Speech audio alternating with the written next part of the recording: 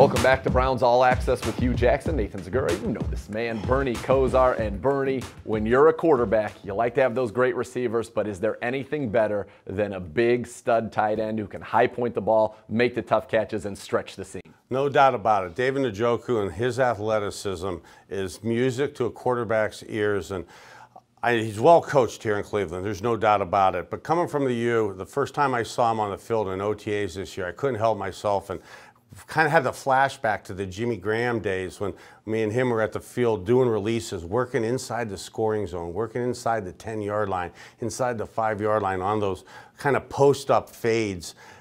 Jimmy Graham's made a career out of that. I believe David Njoku has even more athleticism and more abilities to make those type of plays on a consistent level. Well, you look at the way he's elevated his game recently. 2 weeks ago, it was 2 passes to Njoku that set up the touchdown to Higgins. And then this past week, he high points the ball, does that post-up fade, and scores off the pass from Baker Mayfield. And to learn more about David Njoku, he sat down with our Sir Andrew Gribble.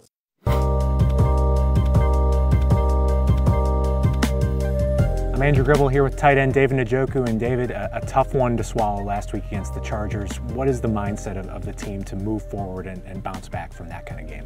We got to just focus on this upcoming week. You know, we play the Bucs at Tampa Bay, and we just got to focus and play this game. You know, this game is very important. When you guys look back at the film, maybe the last couple weeks, what have been some of the issues with the offense, and how confident are you can get those fixed? Well, obviously, we had some trouble moving the ball, you know, here and there, but I'm very confident that can be fixed. You know, all it really is you know, everyone doing their job, you know, consistently, and we should be fine. So it's just we just got to go back to the drawing board and work hard. Mayfield takes the snap, back, looks, lobs, right corner, Njoku caught it, touchdown.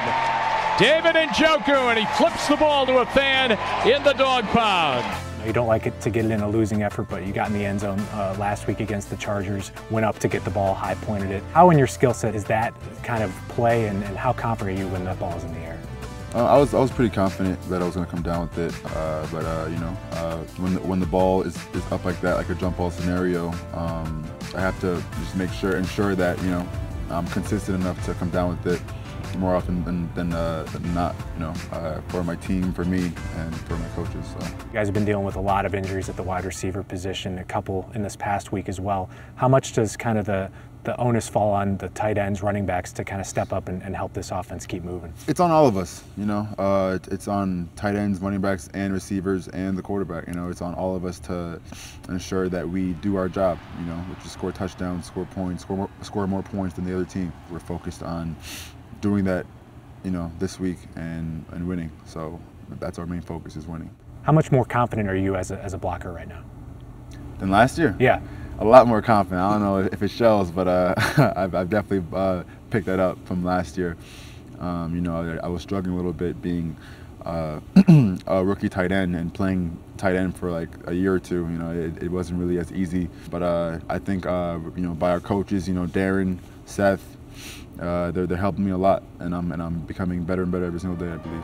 Yeah, you got to be taking pride in that, especially with the way this team has run the ball. How key is that? Very what important. You do for very the ball? Very important. You know, setting the edge, blocking those big DNs. You know, all that. It's very important. It all comes with the job. Yeah, you guys have checked off a lot of boxes already this year, but still looking for that first road win. How big would that be to kind of get it in Tampa Bay and check another one off the list? Huge. You know, we treat every game that we play at the time as the most important game of the year. So this game is the most important game of the year right now, and we have to treat it as such and work hard towards this week. Now, Bernie, there were some bright spots. David Njoku certainly amongst them last week, but too often this offense got the ball with good field position, got down near the end zone, but couldn't punch it in for a touchdown. What must they do better to finish these drives? Well, again, the David Njoku series play comments, I think, are right on. And guys like that, being able to use talented weapons like that in crunch time, it's imperative to get that ball in the end zone as opposed to taking the 3 points. The running game obviously helps with that. And the offensive line, being able to get up and get into the Tampa Bay defense, like they did more against Baltimore, and really didn't have as much success against San Diego at the line of scrimmage, getting that push. Absolutely. We need to see a better offensive performance, and you're going against the worst scoring defense, worst pass defense, really one of the worst defenses we've seen in a long time in the National Football League, and we'll preview the Browns matchup against the Buccaneers next on Browns All Access. How many takeaways had the Browns defense forced over their first 6 games of the 2018 season? Is the answer A, 7, B, 12, C, 15, or D, 16? Find out the answer when Browns All Access returns.